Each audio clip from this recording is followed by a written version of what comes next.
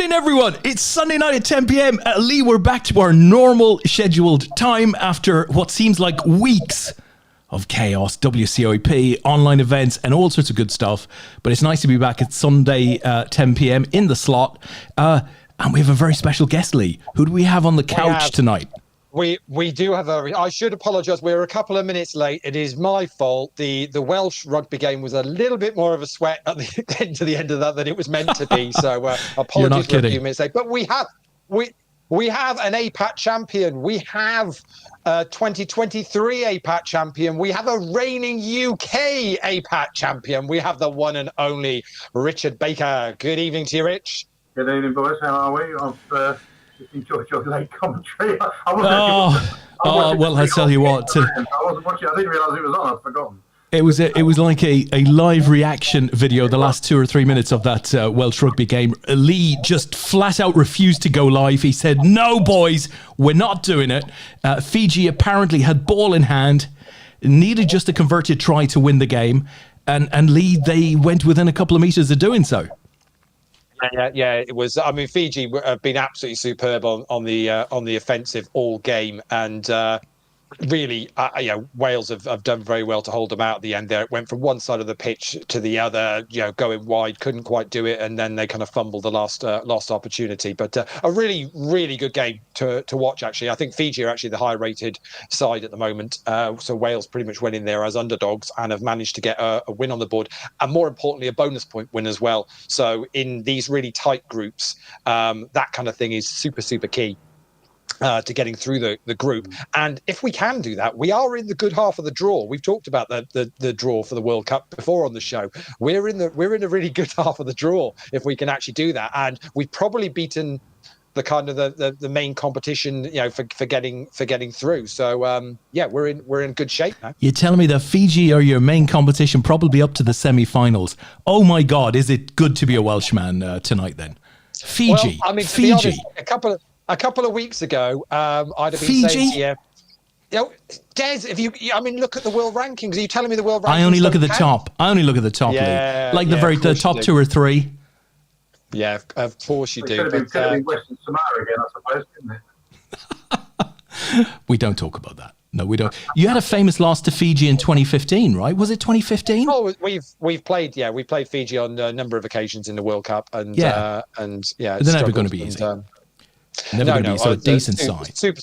But there's not been a bad game so far. I mean, I think probably the England game last night was probably the most unentertaining of the games so far. Everything else has been super exciting to watch, but a good result for England all the same. But it wasn't the most entertaining of games. If you're a neutral wanting to watch rugby, it wasn't. It was a lot of penalties and some good drop kicks, but it wasn't really the best thing in the world to. Well, let me tell you, the lad Dan Williams has said, "Oh no, egg ball football chat."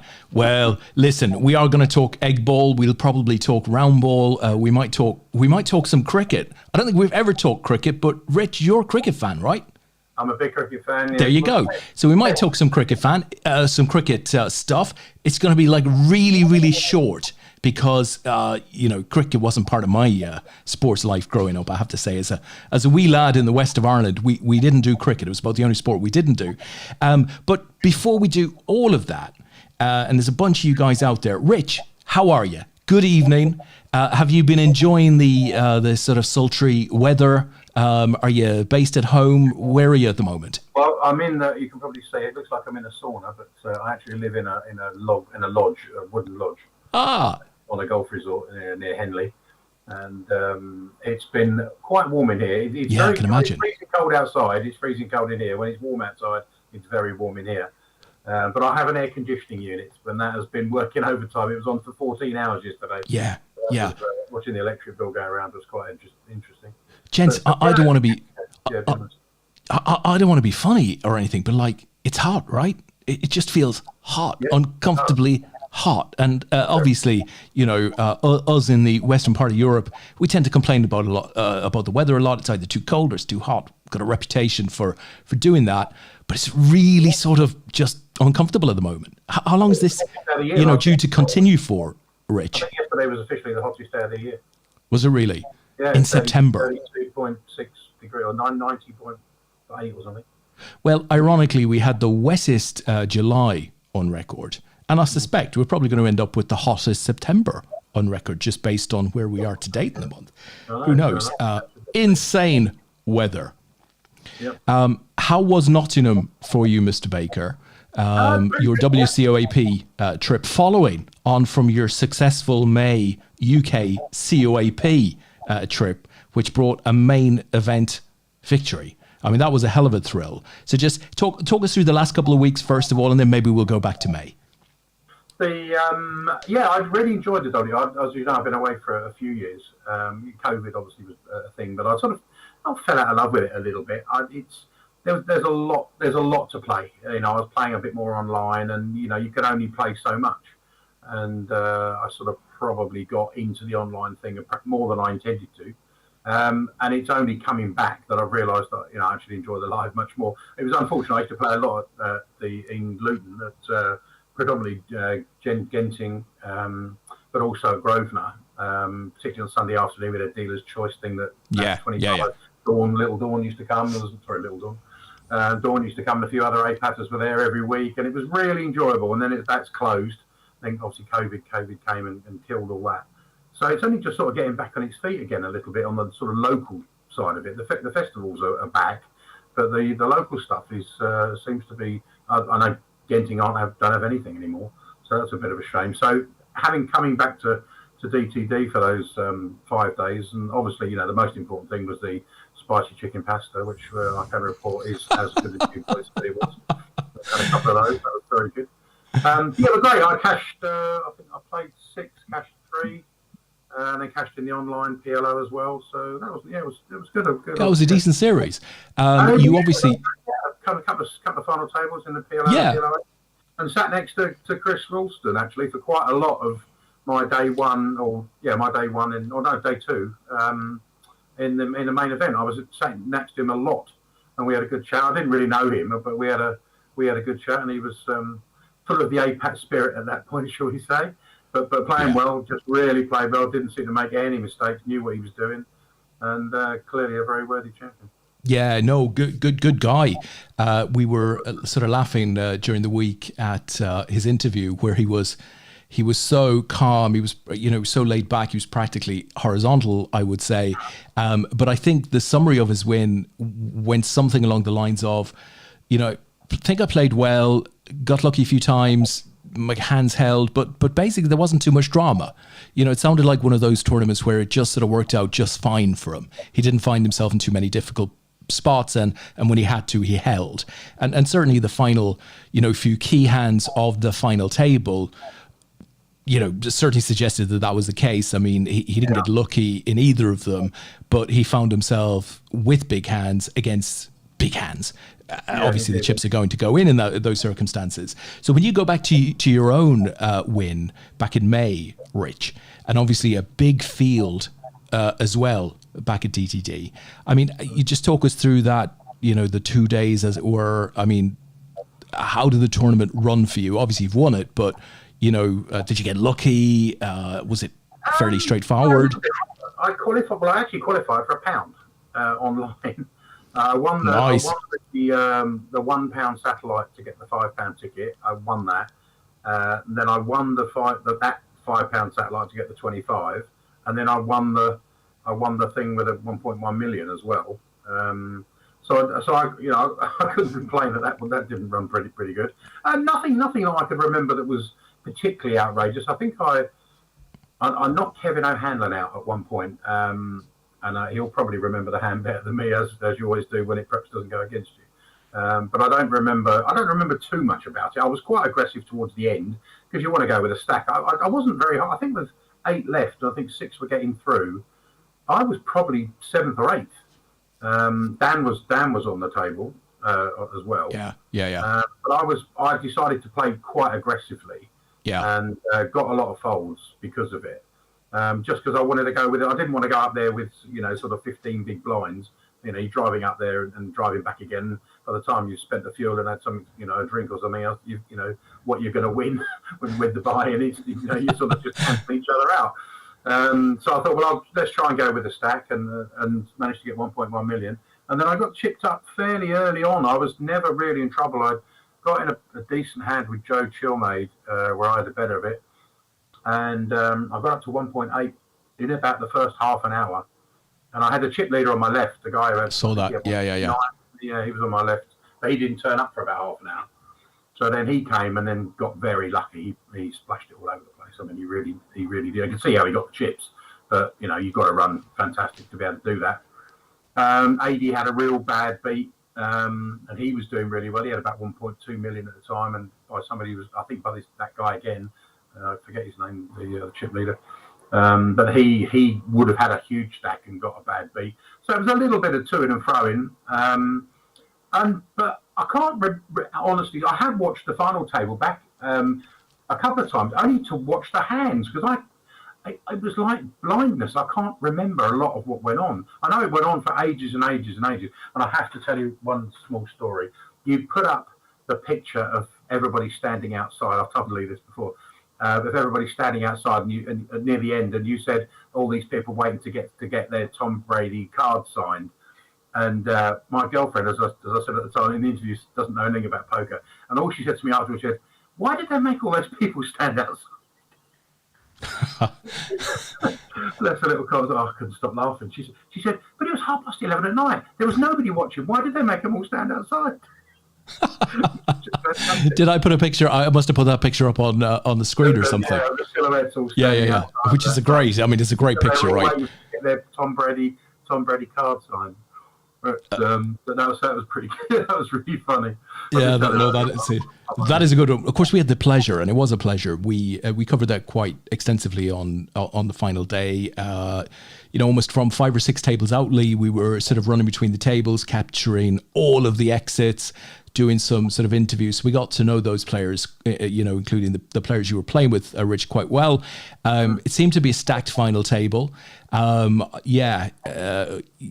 or 2 players, I think, tried to use their stack heavily, but I thought you were quite aggressive against them. It seemed like you were quite brave. You decided, I'm going to sort of go for this. White t-shirt who got knocked out, he looked to be quite a handful. I think he was in seat 7, maybe. I think he was first out, as it turned out. But he looked to be, he was going to use his chips, and he was going to really, as a lot of their DTT guys tend to do, and that's how they play. They do like to get their chips in the middle, that's for sure. And if it works out for them, it works out. For him on that occasion, it didn't. It was nice to have, Ben and Dan and some of the other guys, and Dave Collier, obviously the American guy. Yeah, he was a find, wasn't he? He was a good guy. A hell of a lot, and we were together probably for the previous 3 hours before the final table started. So it was nice to have him on there. And some other people I didn't know so well. Tarek, I met the guy who came third. He was at the Worlds as well. I had a chat with him again. And Zolt, I saw Zolt at the Goliath. He was up there. I had a chat with him. So you meet new people that you haven't seen before, and it's nice to come. And that's the APAT spirit, isn't it? That's the way it works. Exactly. It's nice when you make a final table. You kind of make a bit more friends, because they're people that you've spent a long time with, and you've run deep into all. You've all cashed deep in an event, and it did. Yeah, you do then kind of remember them and remember those people at future events. Well, you're all in a good mood because you got at least 1,500 quid in your back pocket, so that obviously helps things along a little. But it reminded me of it. Do you remember when we played? We played in Dublin probably about 12 years ago, and I had a conversation with you and Paulie at Dublin Airport League. Do you remember? About I do. I kept making day twos, and I couldn't make the money. I kept getting knocked out because I just didn't have enough chips. And I'd only been playing 2 or 3 years maybe. So my tournament poker experience wasn't that good. It's better now. You get better as the more you do it. And I've got in with stacks a couple of times. Whereas before, I could make day 2 and then just couldn't withstand the big hit. It was just either getting knocked out or getting on fumes. And I never got. I had about 8 tournaments on the trot where I probably 7 out of 8 I made day 2 and didn't make the money once. And I remember looking at the cashes. I had something like 13 or 14 cashes. I was in the top 50 of all-time APAT catches, in about the top 500 in actual money won. because I just never won any money. Whatever I won, it was a min cash all the time, and I couldn't get to the. So I was having a conversation with Leigh and Paulie while we were waiting for our flight back. Why was I doing it? And Leigh just said, "You're not playing aggressively." That was all he said. I said, "Oh, thanks, all right." So I did, played really aggressively in the next one in London and got busted out almost immediately. I think Leigh, he only won £100,000. It's nothing to. I think you're looking for variable play. You've got to be able to have gears. Switch it on, switch it off.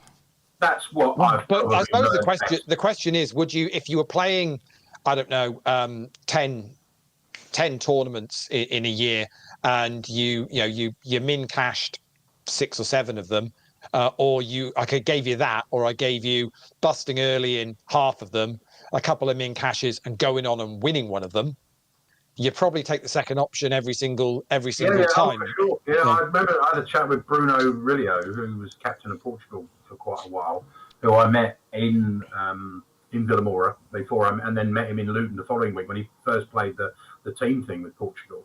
I actually played in Villamora the month before and got sat next to him, unbelievably. 270 run a field. You picture your name out of a hat, and we happened to be sitting next to each other. And so I recognised him when I went to Luton on the Wednesday before the team event, which would have been 2009. And I was talking to him about it, and he played very much like that. And the Portuguese guys tended to play. They were very aggressive early on. They wanted a stack, and they wanted to be able to bully people around, particularly the weaker players. And so they could withstand the hit if they got one. Yeah. That's how they did, and they'd rather go on to the next tournament if they didn't get through. Whereas I think a lot of the APAT at the time, the APAT players were, because it was such a long structure in relation to everything else we played. I was playing in the pub at the time when I first started playing APAT. We won 6.5 minute blinds. We're playing 2 games a night with 3,000 chips, and we've got to get it in before 10:30. That was the only criteria. We had to be finished by 10:30 so we can clear up and be off by 11. So that it went from that to the very first thing I played. I played what were the small events, the sort of 60 runner things that you. Yeah, we used to have a regional series in season 2. That's the one. Yeah, I played in one at Luton there with a few of the guys from Carmel, our pub league, Omar Khan and Frank Moscow, and guys who perhaps don't play on APAT so much now. And then I decided I wanted to move up, and I won a seat in a Sky Poker Tour in Newcastle, and went up and met TK, and that's really when I sort of knew more about APAT by that time, and then played the one in Luton in 2009. So that's how I got started in it. But and of course, your final table that was the one that Stu won. The first one, yeah. There's only one reason I really final tabled that one. I had Derek Andrews on my left the entire time of day one, and he was absolutely potted. He was paralytic. He came back, and I know he came second overall, but I don't think he can remember anything about day one. If you asked him to write down everything he can remember, he probably wouldn't be able to write down anything. Oh. And I've been speaking for a long time, but he was absolutely off his tree, and he just kept chucking chips in. And I was immediately on his, so I was just hamstrung, really. I didn't get many hands. I managed to knock Bruno out, and I knocked one of the other captains out. I played 2 hands in 3 hours. I remember that. But he was the reason I got that far, because I just didn't play any. I had a few chips, but didn't lose any because he just kept betting every single hand. And that was my first real experience of somebody bullying the table. And he was really good at it as well. He was, happy days. Happy days. It worked out for all. You mentioned the Portuguese lads being aggressive. Bruno used to have a lad called Fabio Miranda play for him back then. He used to play in the international events. He made the top 100 in the World Series of Poker main event this year. So you're right. There probably is a mindset of let's get aggressive, and if we get chips, we succeed, and if we don't, we sort of go home. And I'm trying to think, did the Portuguese lads ever do anything in the team event, Leigh? I mean, obviously, Bruno Abello has gone deep a few times, but I don't think they've ever won it, have they? No, they finished third last year. Yeah.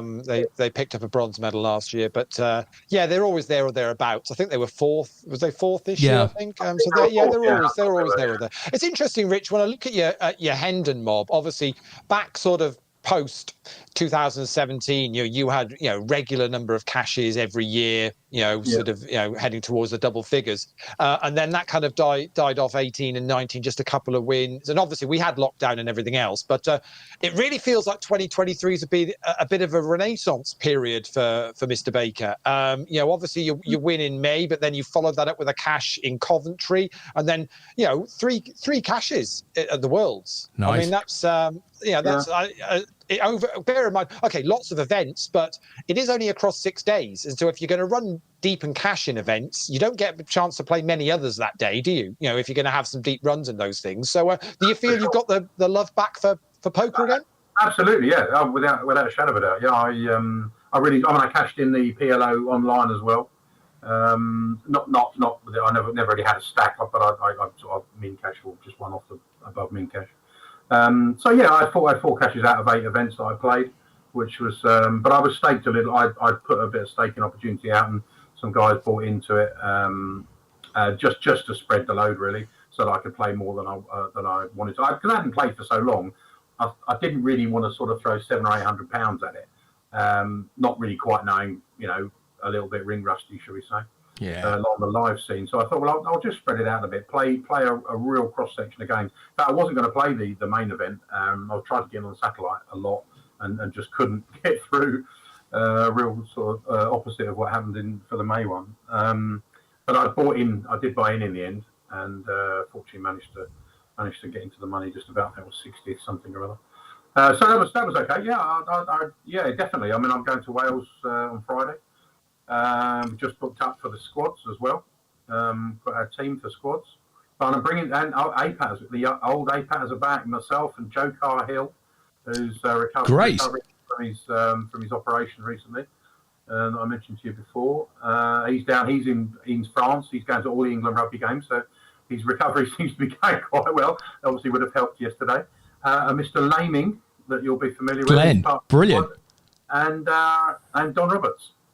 So we're bloody hell, heavy hitting APATers this time.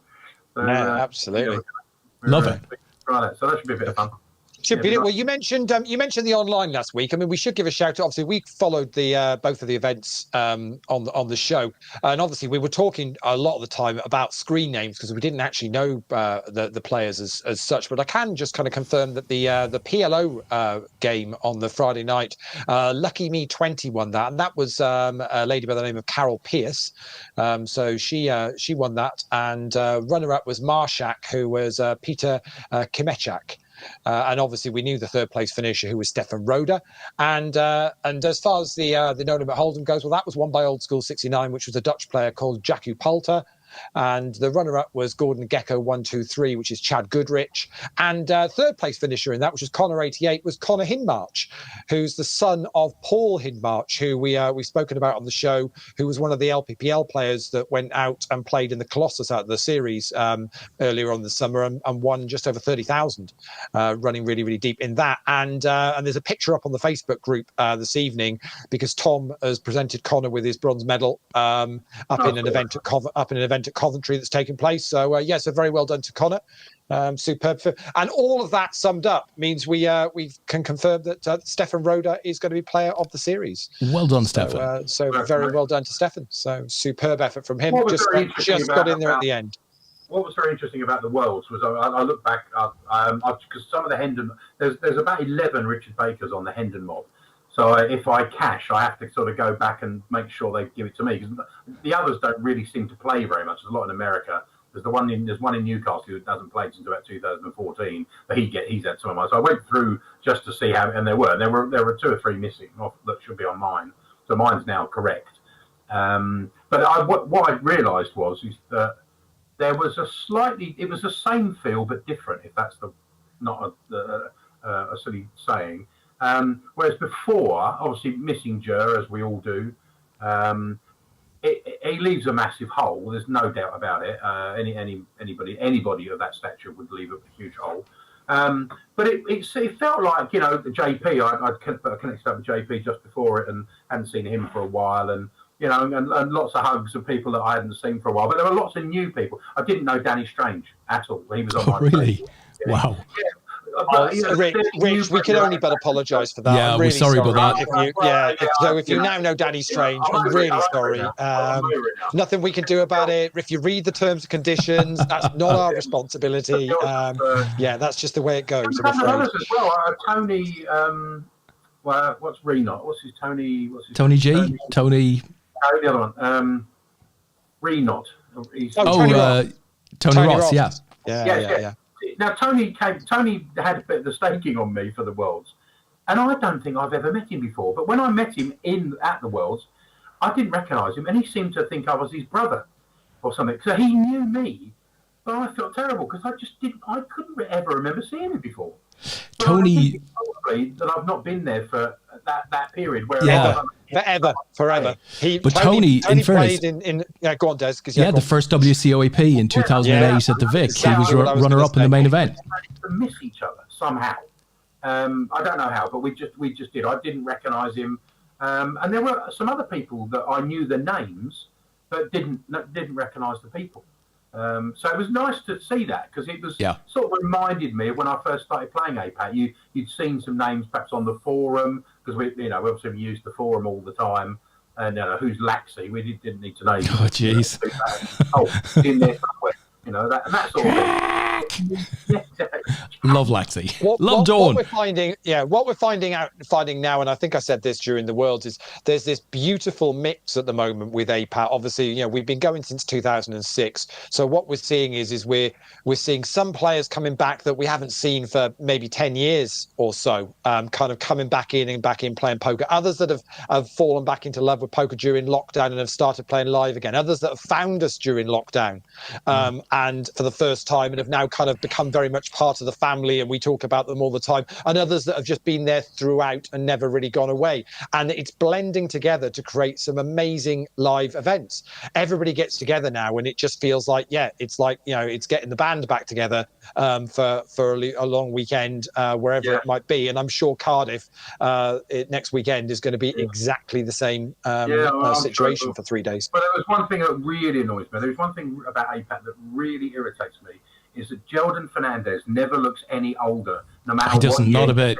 Not he a bit. Exactly the same now as he did when I first met him in 2009. It's true. There's a couple. Naz is the same. I don't think he's aged in 20 years. Not much, though. Crikey. A little bit. Holdie doesn't look much different.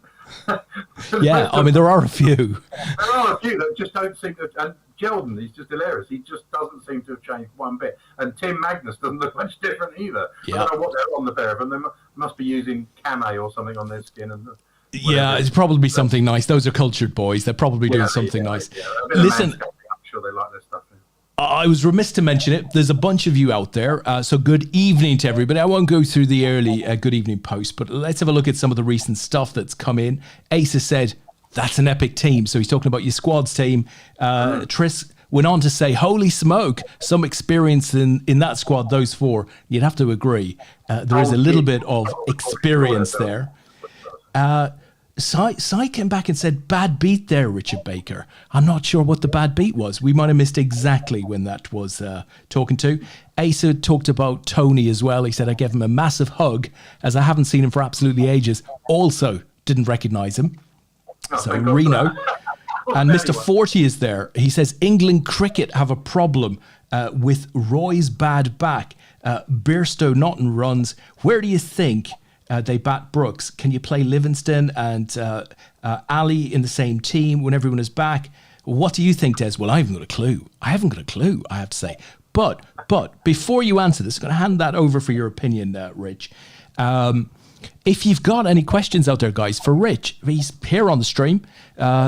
Just put him in the chat box and we'll ask him, right? Anything you ever want to know about Rich, his opinion and stuff. NFL, right? Not the Corona type either. But if you want to talk NFL, Mr. Baker is here. So get your questions in. But outside of that, England cricket, Rich.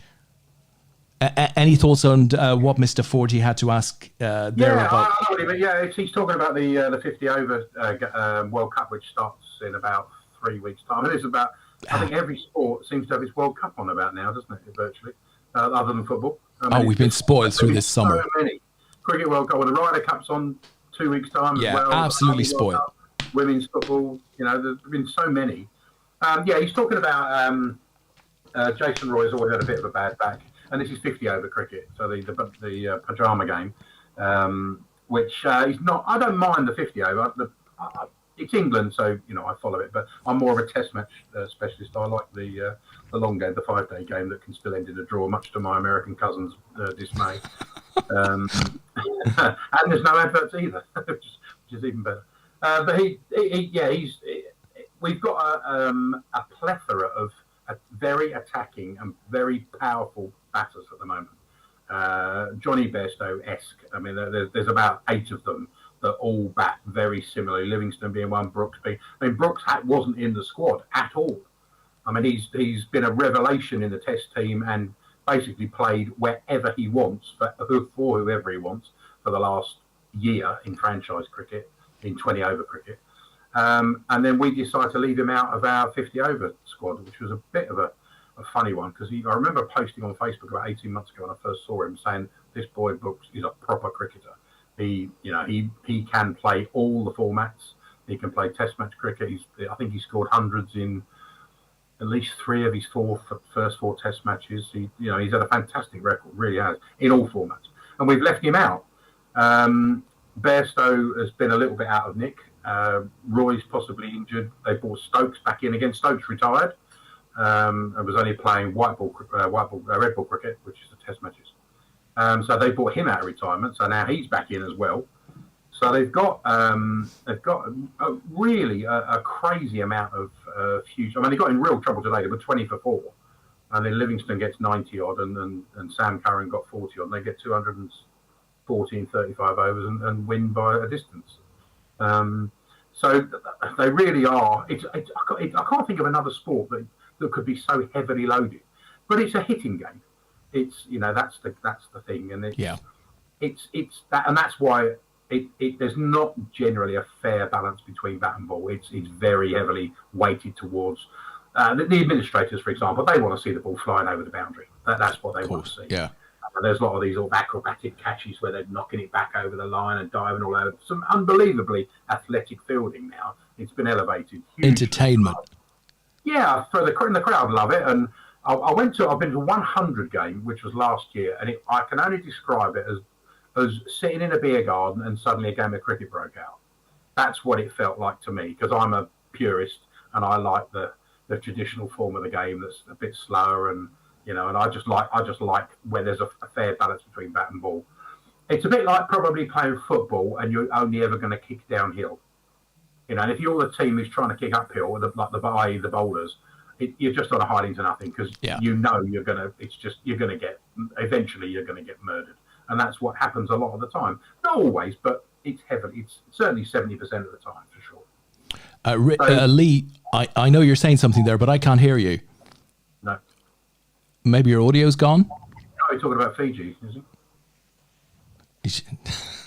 Fiji still have possession of the ball in the Welsh game. He's peed up on my... Yeah, that's what you want to hear. There it is. Oh. He came back for a second there. Try again, Leigh.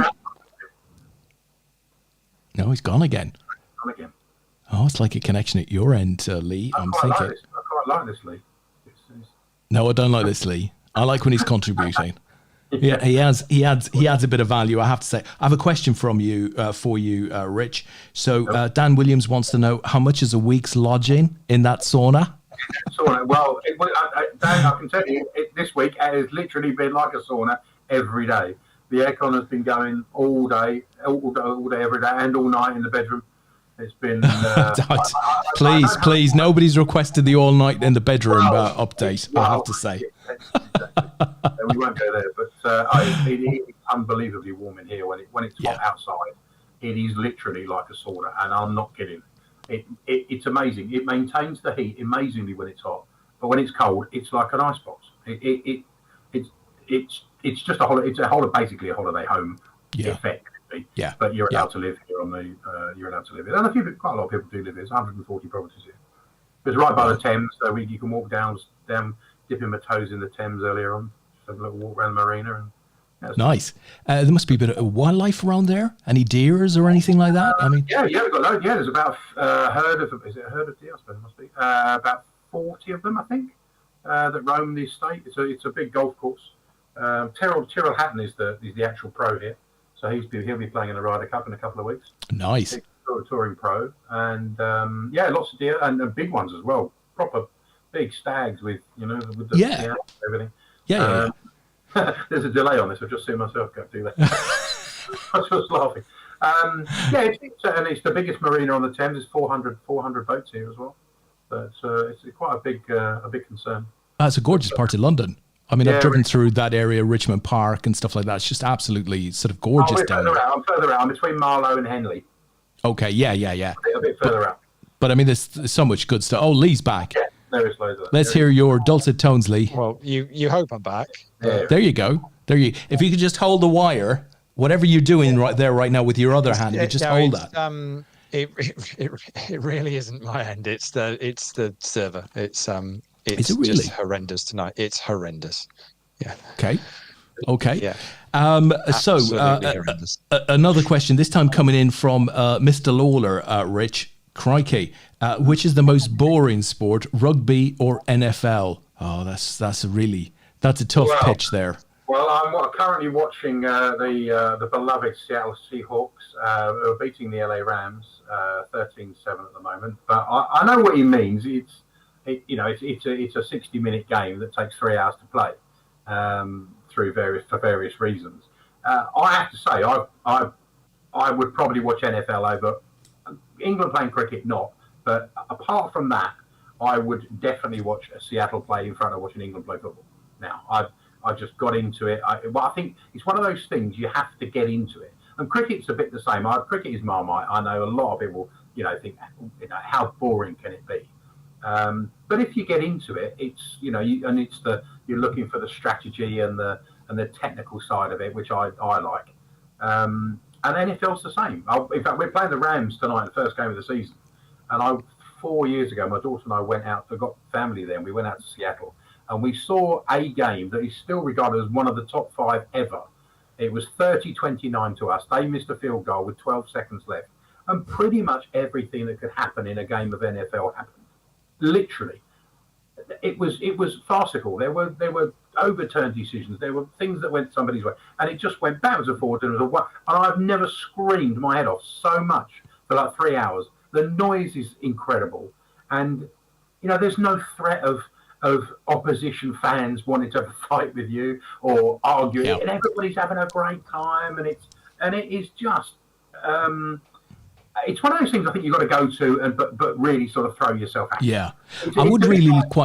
I'd quite like to go to one, I have to say, because it's probably true to say that every year for at least 30 years I've probably in January watched the Super Bowl final and thought, or got the result the following day or whatever, and thought to myself, geez, I've got to get into this, right? I just like the thought of it, got to get into it. But of course, the biggest barrier I had was didn't know the players, didn't really know the personalities, couldn't ever fully understand or appreciate, just all of the detail that you really require on the game to really appreciate it. And it was a couple of years ago that Netflix, through one of its fantastic sports documentaries, I think it was on the Cardinals, and it followed them through the season. And I actually found that brilliant because, there was a number of players that you could start to identify with. And I think similar to what has been done for Formula One with Drive to Survive, and the Tour de France has a version on Netflix now, similarly tennis, Spurs had a documentary, Arsenal had a documentary. Those types of sports programs, I think, can really help people get into sports because you get to know the personalities, and then there's a little bit more on offer when you watch it for the first time or you try to get into it. But I've always struggled, I have to say. How about you, Leigh? I mean, do you do NFL Super Bowl final aside?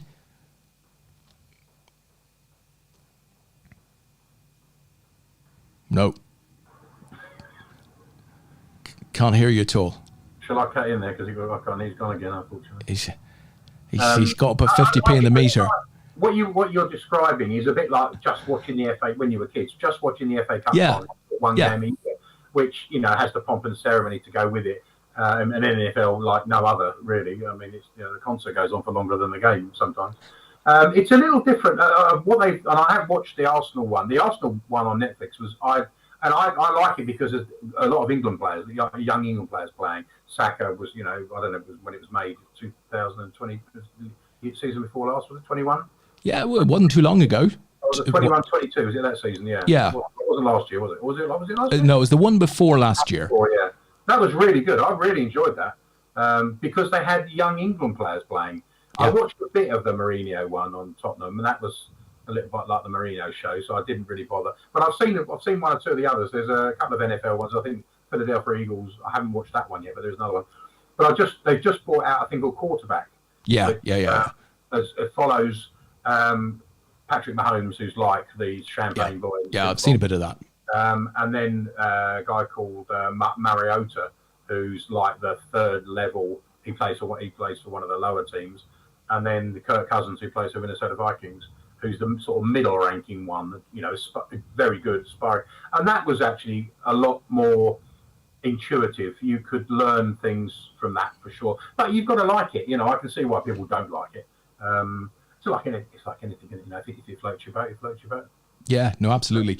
Simon has come back and said just couldn't get into the rugby this weekend. Well, here's the thing: the rugby's going to be on for another month, so it's worth getting into. 2 months. How long? 2 months. 2 months. 7 weeks. When is the final? Yeah. Well, the thing October. is, they don't because to play the group stages, they pretty much play every week, and you've got 4 games. Each team's got 4 games, I think, in the group stages. So, or 3 or 4 games. So, you before you even get out of the group stages, you're a month in. When you think about a World Cup, a football World Cup is what, about 4 weeks? Wow, that is long. But I guess it's a very physically demanding they've got to give, sport. they've got to give the players a chance to. So, I think the minimum kind of turnaround is something like 5 or 6 days from a game, and it is it's a squad sport. So you've got 15 players on the pitch, but pretty much every team will use their eight off the bench in each game, and then they've all got a bigger squad than that. I want to say it's like 32 I think in the squad, I think, that actually are there or something like that. So it's it's a hugely demanding physical sport, and you do need that sort of turnaround time for the players. So it's 7 weeks all in, I think. Obviously, Ireland have gone into that as ranked number 1 in the world. I wasn't paying too much attention to that. I mean, it's a nice thing to say. It sounds good. But actually, we've been there before and not too long ago, and it hasn't at all translated to results in a World Cup. But I have to say, I thought they were super impressive yesterday in 36-degree heat. Obviously, Romania, we all know that. But Ireland haven't ran in more than 44 points against them in recent years. So to double that in a World Cup games, pretty impressive. I mean, did either of you see it? Any thoughts? Yeah, I saw a bit of the Ireland game. Sexton looked particularly on form, I have to say. Yeah. He really looked. I've seen Romania play England at Twickenham, and I think England won 146-0. Did they? Yeah, probably about 15 years ago. It was 146-0. It was ridiculous.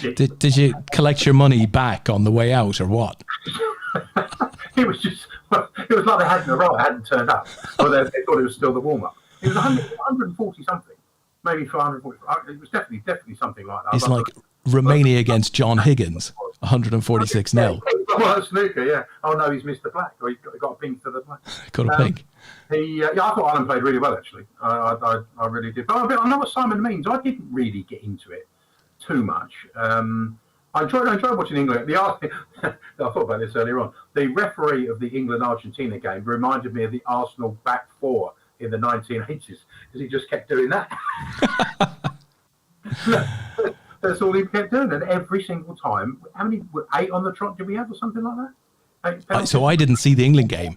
I was out last night for dinner, family thing. But obviously, an impressive kicking performance, and I think we have to see what England are capable of in this tournament, because I don't think they've come into one at all as with expectations as low as they perhaps are. So they'll hopefully overperform because they're in the right side of the draw, and I suspect they'll just get better as it goes on. An important result for Wales tonight, Leigh. You're on the right side of the draw. Do you think that's almost a guaranteed sort of knockout place now? Obviously, you're going to have to continue to do the business. You don't want to get injuries, but what are your expectations for Wales, and what did you make of that Irish scoring performance? Well, first of all, talking, the Irish is what you'd expect them to do. I don't think there's any that's a huge amount to.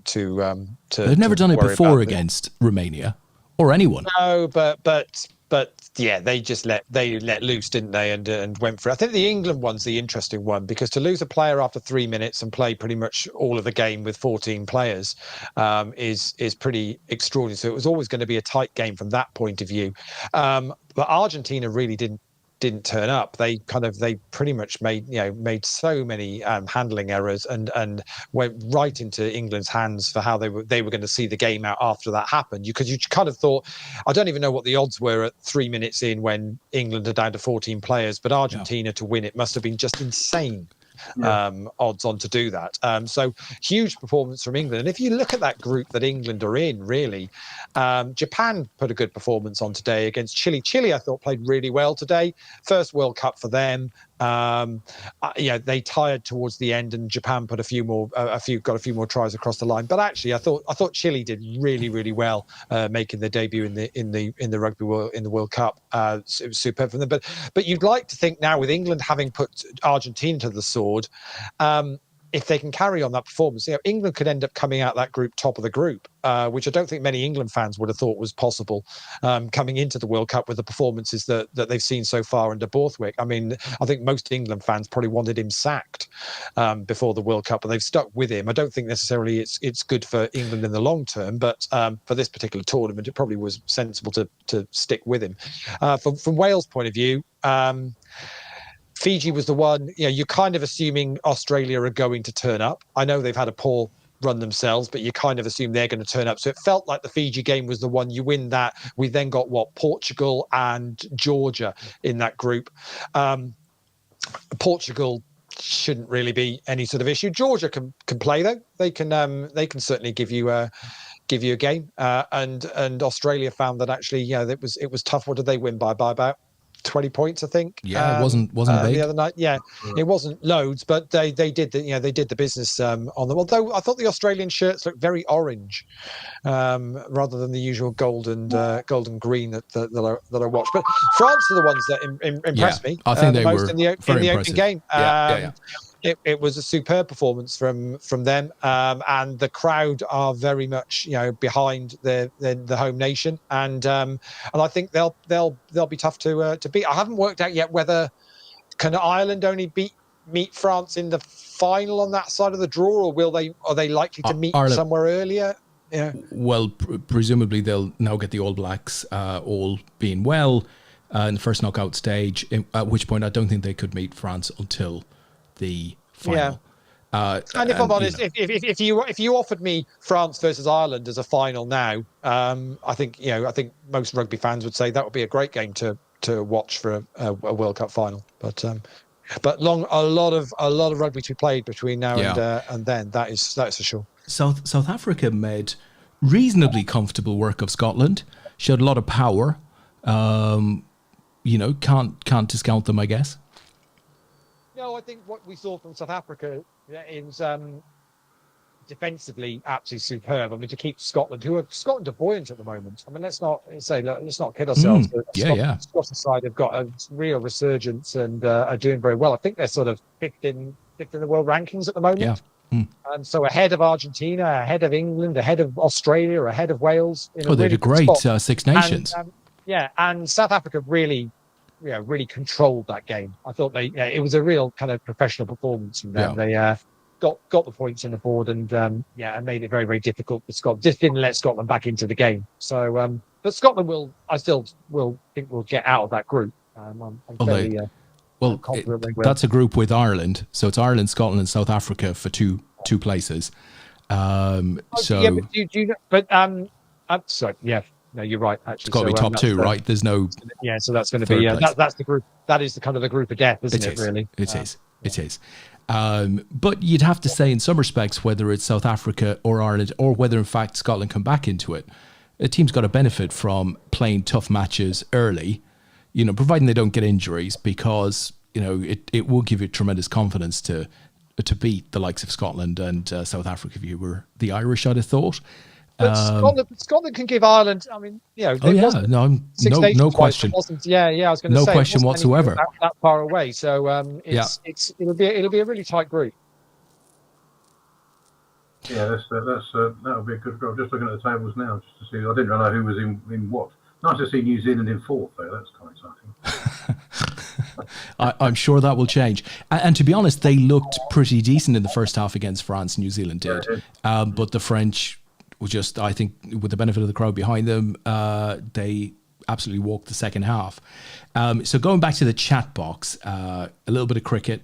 So given how badly he's currently playing, can you drop Stokes from the team, Rich? Well, I'm in a little group with ex-club cricketers, good friends of mine, and before the final of the 50 over that we won, the 2020 that we won last year, at that point, Ben Stokes had never made a 50 for England in 2020 cricket. Yeah. And I was saying that if you picked it on, Livingston got injured, and he's a bowler and a big hitting bat. He got 90 off today, and he's in the Stokes mould for sure. He's that type of aggressive cricketer.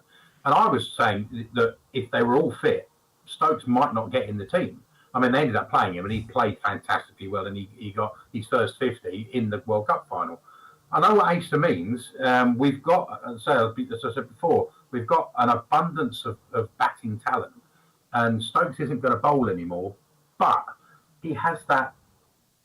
He's got that Gascoigne-esque thing about him, that Cristiano Ronaldo. He's got that X factor. There's something about him that makes he's able, if you really need him or need somebody, would you pick anybody else?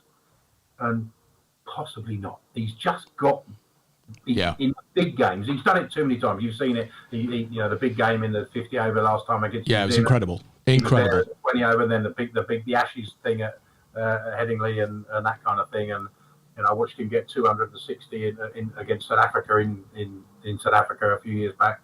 And he's just got that ability that not many other people have. So I know exactly what Acer means, and I'm not. If Acer and I were selectors, would we be brave enough to drop him? Probably not.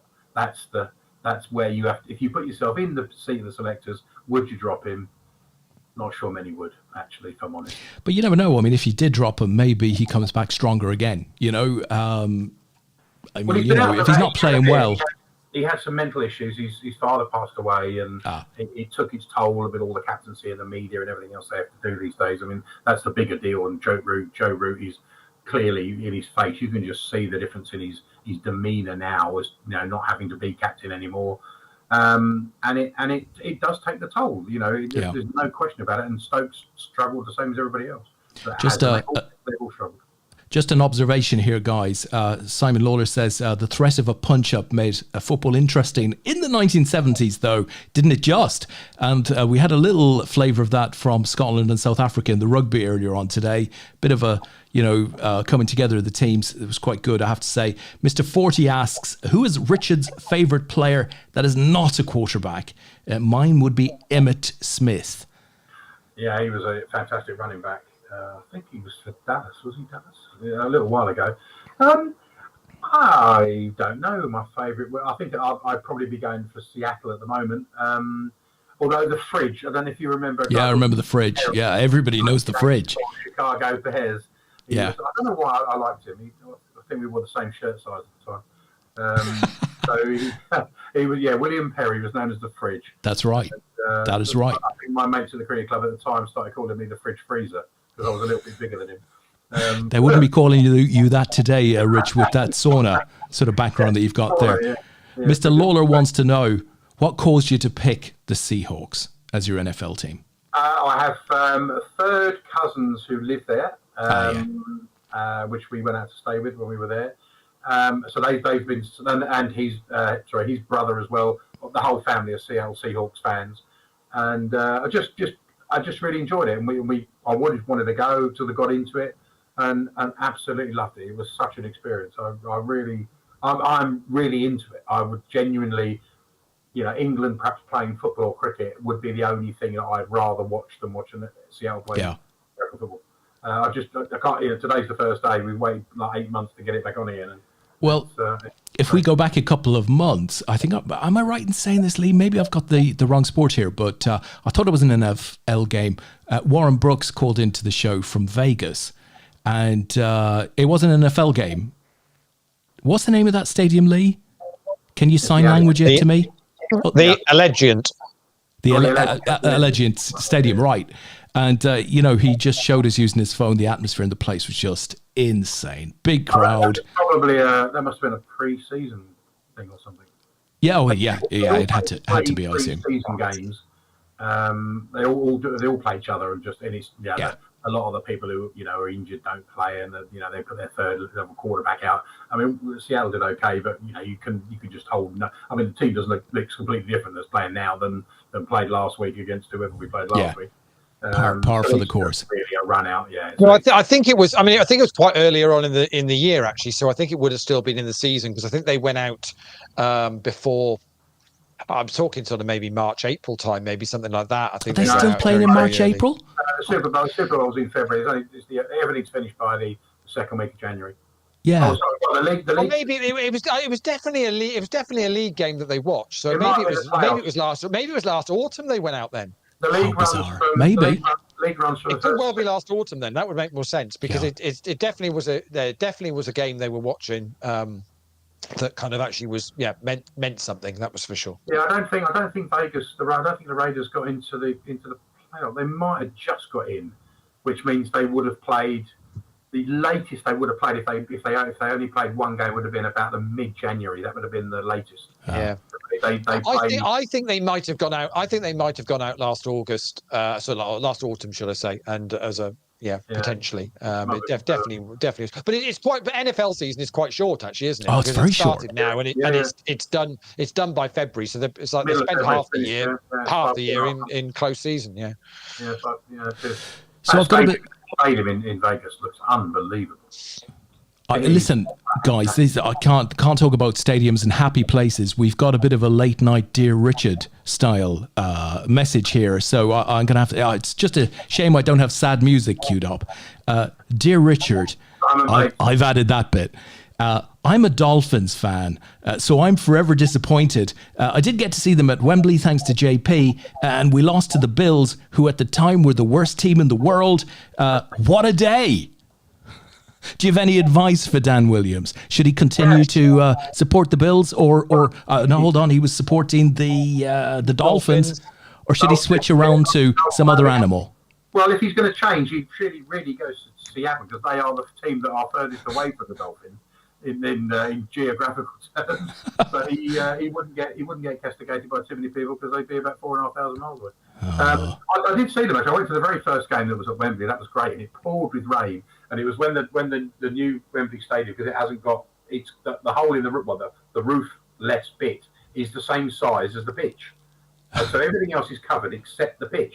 And we were sitting in the Club Wembley end, or one of the ends, and all you could see was like you know what chainmail looks like when you see it sort of hung up in these old films, and it just like it. There was just a steroids of rain and water all over the pitch, and everybody else was dry, and they were sliding around, and most of the players didn't want to be there. It was clearly not what they thought it was going to be, and. Sounds like an FA Cup third round tie from the 1970s. Frank Bailey says, "Hi guys, great to meet Richard at DTD. Google the rules of cricket explained to a foreigner. Very funny." So there's a tip for you. Asa says, "Genuinely think Andy Farrell is the best coach out there." Any thoughts on that, boys? In the Egg Bowl, Andy Farrell, best coach? He's done a fine job with Ireland, Leigh. He's done a fine job. He's with Ireland. Oh, I didn't know. I don't know. I haven't really. Lee's not sure. Lee's still a Warren Gartland fan. He could do with training his boy on how to play. Oh well, he can't. Properly. Yeah. His boys are grown up now, right? His boys are grown up, albeit there are problems there. Simon has an educational question. He wants to know: can a side win overall without scoring tries? Apparently so. Yes, you can. Yeah, very back in the Back in the mid-'80s, a 6-3 result was quite a common thing. Watching rugby union back in the 80s, not a great spectator sport, I seem to remember. I thought Tom Curry was in the match yesterday because when he went off, England played fantastic. But they didn't. Am I right in saying they didn't score a try? No, they didn't. No. So they kicked. They kicked basically just nine pens, and there was 3 drop goals. 5 penalties, 3 drop kicks. Yeah. Insane. Would that not worry you guys that they weren't able to run over a try? Does that show a lack of something? Well, they're up against a very forward-based team. I mean, I think Georgia and are similar to that. Where their power or their skill, should we say, is in their forward line. So battering down these great big guys who are just, I mean, and the playing field has been levelled hugely in rugby union because they all play with each other every week now. They're all playing for French sides or Premiership sides. That's where there are a lot of, even I know that there are a lot of them. So they all know each other and they know their game so much better. But the minnows have improved hugely. I mean, Italy actually look like a proper rugby team now. Whereas you go back, I think they beat Scotland. Yeah, they have done. Yeah, I can't let it go any longer. They beat. I remember England were playing Wales at Twickenham, and Scotland were away playing Italy in Rome, and I watched the Italy Scotland game just in the hope that Scotland might lose to Italy because it was such a rare occurrence for a sort of minnow-ish team to take on one of the sort of traditional sides and win. It just didn't happen. But now it happens, fairly. Look at Japan beating South Africa in the last one. I mean, it just, there are some crazy results. The playing field is literally, it's like this. Which is brilliant. It's exactly what rugby needs. Yeah, it is great. Yeah, for the game. Yeah, you, for sure. I mean, I wouldn't if you offered me who's going to win this. I mean, you'd probably say France are the decent favourites, but who else are they? Who else is going to be there? It could be anybody. Well, they say it's the most open. They are mentioning the Irish. I have my doubts. Then you can. I mean, you've got to mention Australia, New Zealand. You've got to mention South Africa. You can never not mention England, despite the way they've come in. Wales have regularly been there or thereabouts, but so maybe a couple of them are unlikely to be in the final mix-up. But you wouldn't bet everything you own against it. Japan, I think it's quite open this time round. Like their footballers, the same. They run around. They're so physically fit. And in conditions like they're facing, and I know the England rugby, I mean, I was only really looking at the England, I was talking to Sue about it and said, look how fit these guys are. They're just all muscle. There's not an ounce of fat on them. They're just, they are super, super fit. I bet the Japanese seem even fitter than that, if that's possible. So they could, with those conditions, if the weather does get warm again, they could very easily beat everybody. They've proved that because they've beaten plenty of teams. They're so tenacious. And it's great to watch. It really is enjoyable for that because you just don't know who's going to win. And you get into good games.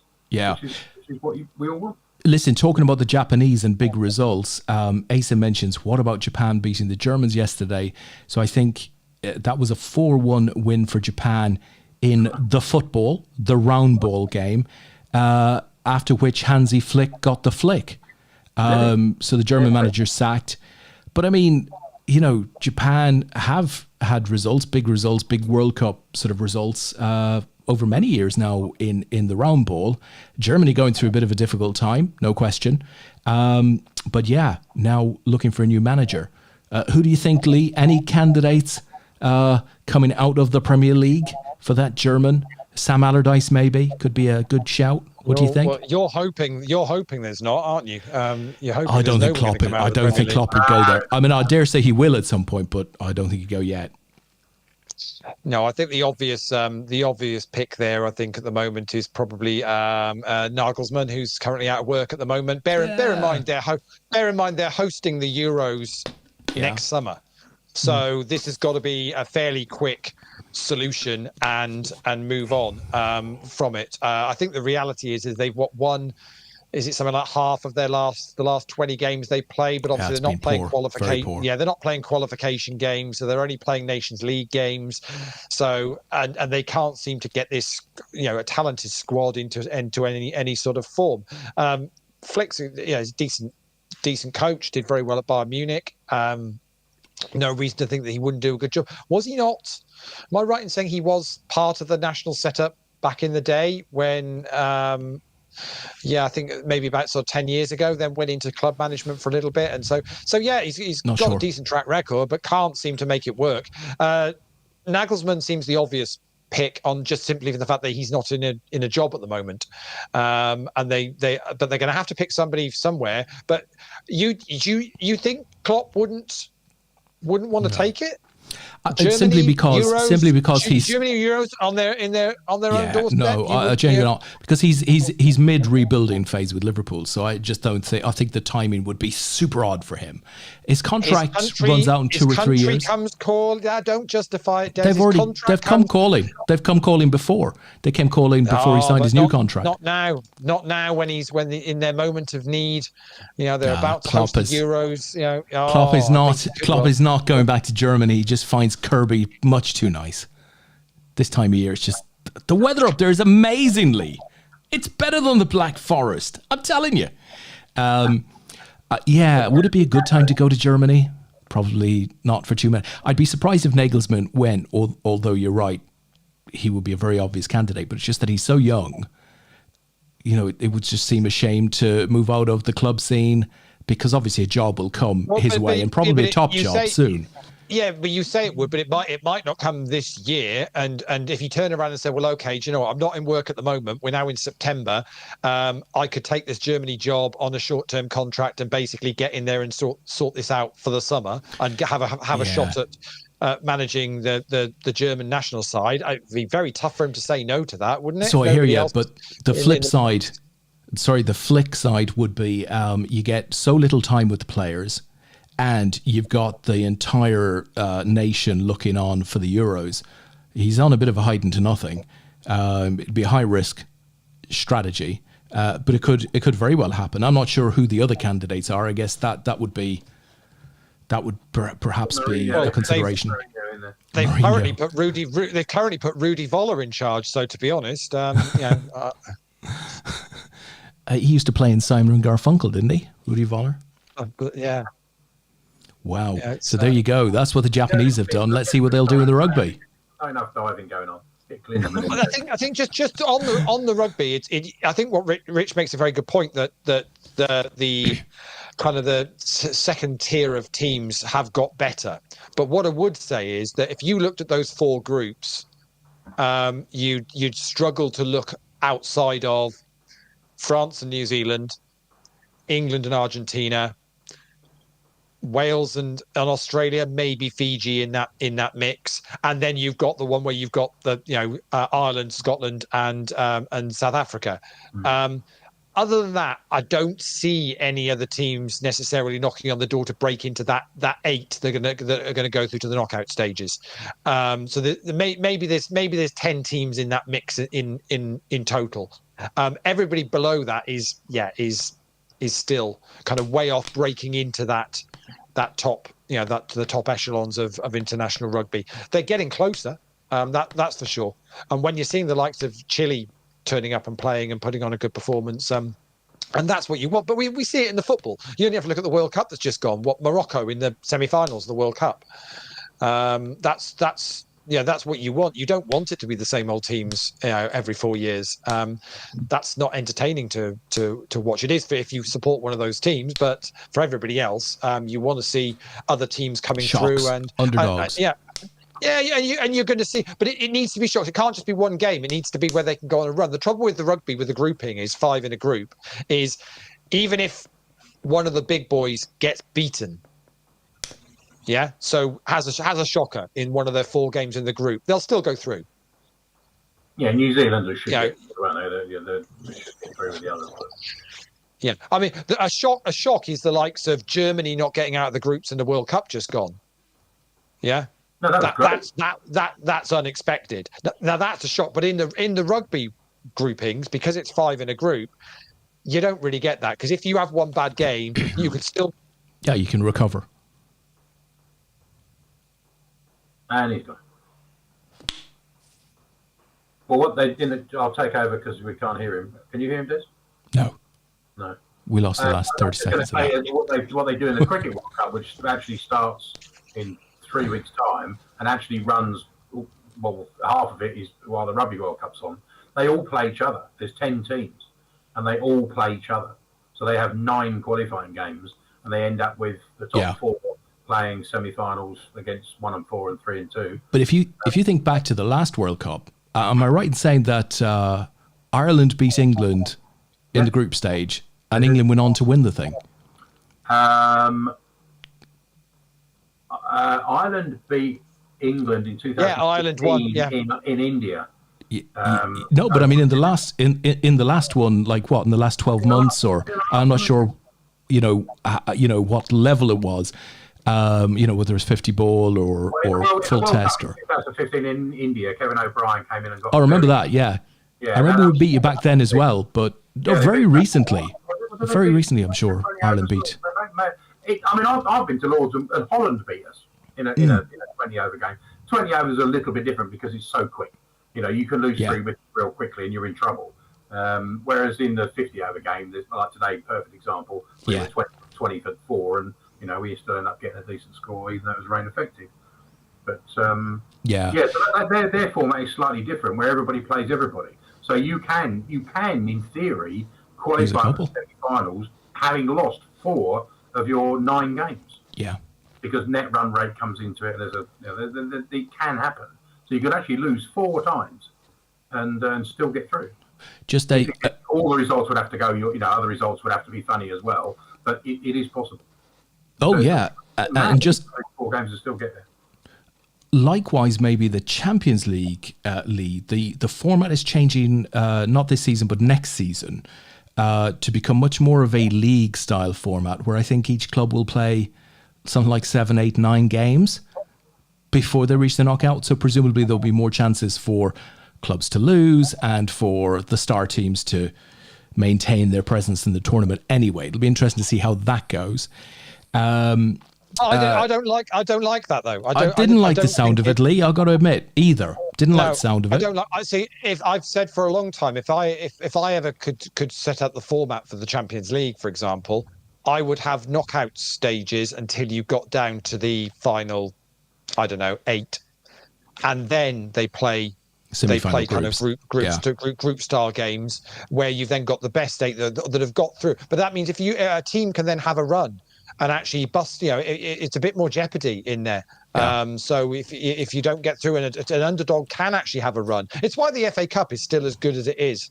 I agree. I know it gets not, but the FA Cup is still as good as it is because it's a one-off game on their day, and basically a lower team can beat a bigger team and have a decent cup run. Maybe sometimes go all the way. Wigan, for example, going all the way to Wembley and then beating Man City in the final. That can still happen. You don't get that in the Champions League. When was the last time a lower team got to the Champions League semi-finals? Steaua Bucharest. Before the Champions League came in. Seriously, you're absolutely right. Yeah, it's impossible. It's just impossible to do. So it's been a long time since one of the lower teams that have got into the group stages has then gone on a run and actually made it to even the last 8, maybe even the quarterfinals might be pushing it. That you can say a team that went, oh crikey, didn't expect them to get anywhere near that. It's just impossible to do, because even with the Champions League, if one of the teams that slips up in the group stages, they've got time to get through, and if they didn't get through, they still used to be able to drop down to the Europa League, and it's just nonsense. Absolute nonsense. It sounds like the sort of thing that's just going to get worse as opposed to better with this new format, but we will see. A couple of comments here, guys. Simon's going back to the NFL game that we watched with Mr. Brooks. He said, was it the All-Star game? Possibly. Does that happen after the Super Bowl? March? Yeah, they would have tried to get it, because that stadium only just opened, and they're sort of the best 2 stadiums are in Las Vegas and Los Angeles. The Sofitel Stadium in Los Angeles is unbelievable. I mean, it's like it's like a village. I mean, it's amazing. It's a huge, I don't know how many acres it is, 40-acre site, maybe even bigger. And it's the screens. The screens are something like 80 feet across by 50 feet high, something like that, suspended right above the middle of the pitch for. Apparently, Rich, they borrow those from dusk till dawn when they need them. That's what apparently happens. Nick flies them over. Yeah. Did you know? Talking about those two stadiums, though, did you know that the Las Vegas stadium isn't going to get any World Cup games? Is it not? No, in 2026, so the World Cup is being held by Canada, the US, and Mexico. Yeah, presumably the stadium didn't exist when they won the rights. Presumably, no. It's to do with the design of the stadium. There's not enough space around the pitch or something that it doesn't meet. It doesn't meet FIFA's criteria anyway. For whatever it is, doesn't meet FIFA's criteria, and therefore has not got any World Cup games. Wow. Imagine an England game, England-Brazil in Las Vegas. Can you imagine that? Oh, Jesus. Yeah. Yeah, absolutely nuts, but it's not. It's basically doesn't get a game. Yeah. It'd be brilliant, wouldn't it? Wowzers. Damien says, I think this is Love the Dolphins. So we've got another Dolphins fan out there. What else have we got? Asa said, so Chile, going back to Chile in the rugby, they won a corking 2-leg playoff against the USA to qualify. So obviously a little bit of form there. It's normally the USA or a Canadian side you'd see, in the rugby. They're two pretty decent sides. Yeah. Hot press off the news. The Dolphins are actually winning. Are they? Nice start. In the red zone, which is near they're near the line, so they're having a go. They're 20-17 up. There we go. Well, listen, we're gonna complete this thing shortly. We'll let you back to the game. A couple of additional questions. And I think Simon's nailed it here. Novel idea. How about a Champions League where you only play if you're the champions? And you have to go back a bit to that. But those were the good old days when actually every round was new and interesting and you could get knocked out. And it was a genuine bona fide Champions League. Mr. Wigglesworth said, evening, Curlarge. Evening, Mr. Wigglesworth. How are we, sir? See, and now that's funny. Now, he has left the second R out. He's put car lag, isn't he? Who's that? Who's that, Reg? Have we lost Reg? Hello?